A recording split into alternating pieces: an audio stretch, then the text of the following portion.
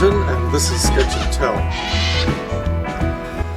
This is part 3 of a series of stories and art that I am presenting called the Divinity of Dogs.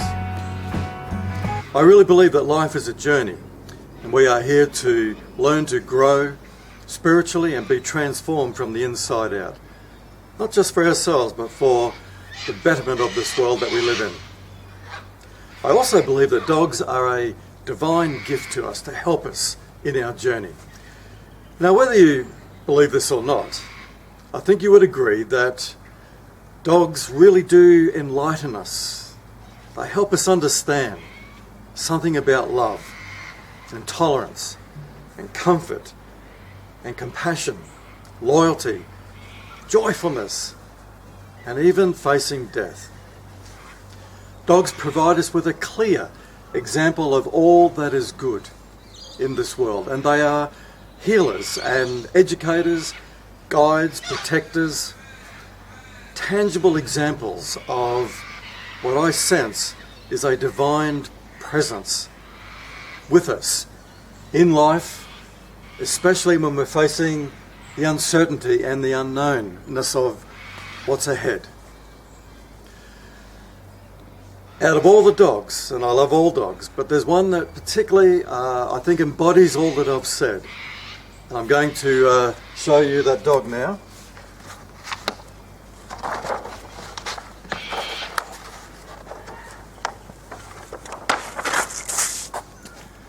And it is this amazing bundle of fur, the Border Collie. Now, Border Collies, of course, are highly intelligent. They are bred for herding and sheep. That's why if you have one, you really need to keep them active and have things for them to chase, because if they haven't, they'll go out chasing cars. I'm not sure what they would do if they tried to bring one back. But nonetheless, the Border Collies, out of all their beautiful their temperament and their intelligence and their affection for people, the thing that stands out most about them is their loyalty. They are bonded to their owner. They will stick with you no matter what. Now, I'm not suggesting that you try this, but even if you mistreat one of these amazing dogs, even if you hurt them, they will not let go of you. They will not abandon you. They will not stop loving you. They are incredibly loyal. I'm reminded of 2 stories that I like to share. One is of a young girl that I met out on a sheep property in central Queensland a number of years ago. And they had, of course, a whole lot of working dogs, but she was particularly attached to one of the older dogs. It was a Border Collie. And she told me this. She said, "Let me tell you something about my dog. He's just great," or "she's just great in bringing things back to me." And she showed me an old tennis ball. She said, "No matter how far I throw this tennis ball away, my Border Collie will always bring it back to my feet." She says, "No matter where I throw it," she says, "I'll throw it into the dam, and it'll jump into the dam and it'll come back all dripping wet and muddy, but bring it back to my feet." She said, "Even if I throw it under the house, it'll dive under the house, squirm its way under, retrieve the ball, and bring it back all covered in dust and cobwebs." But she said, "The thing that I keep thinking about is that this is just like God's love. No matter how far you throw God's love away, God will always bring it back." And I thought, what an amazing insight from this young person.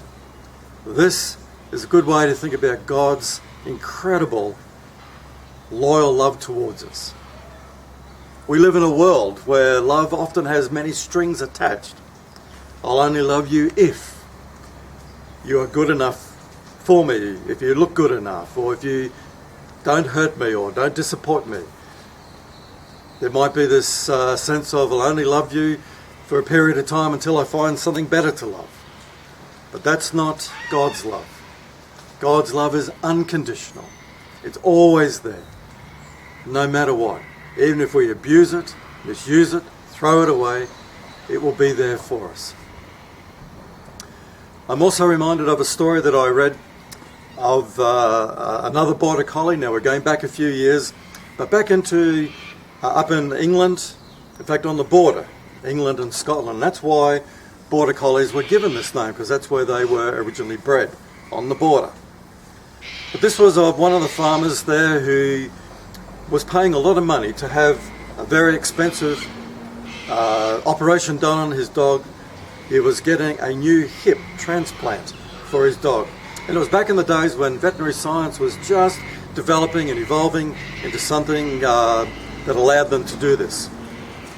And a lot of these farmer, or the friends of the farmer, were telling him, why are you wasting money on your dog?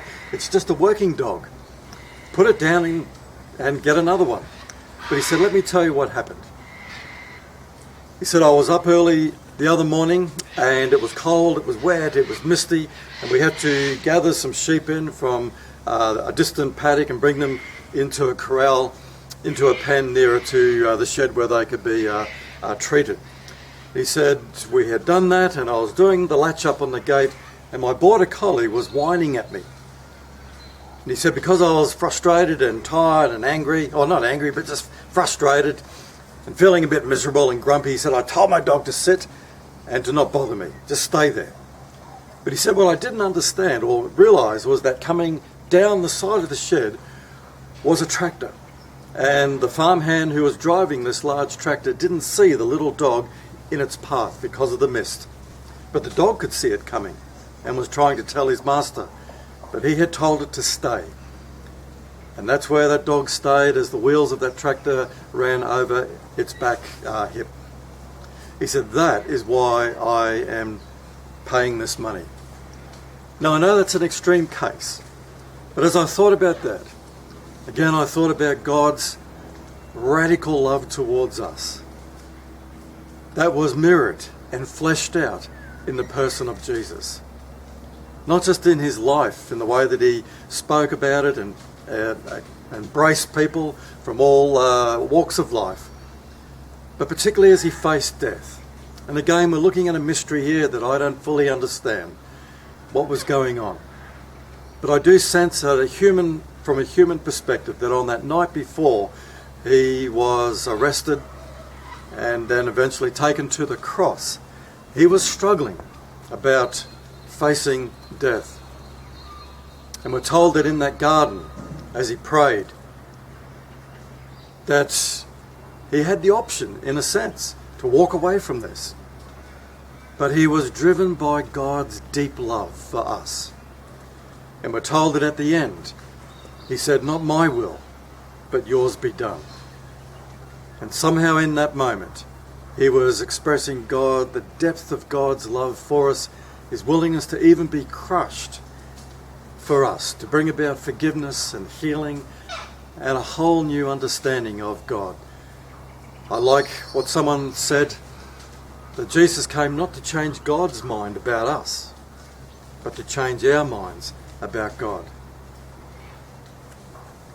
I'd like to finish with a little passage here from Romans, which is one of the books in the Bible, where it talks about the depth of God's love, his loyal, unconditional love towards us.